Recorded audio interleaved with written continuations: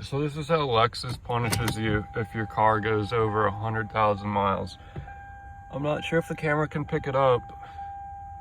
From a distance it looks easier, but these gauges always flicker on camera. Yeah, I don't know if you can tell. Oh, you can tell there. See how the 1 is way more bright than the other numbers? Man. That's funny. 20 years that light's been out, there's been nothing going on. Nothing going on right there. Nothing's ever lit up there. So the first time in this car's life, there's now a light going on there. Kind of funny. You can see it like that. Thanks for watching.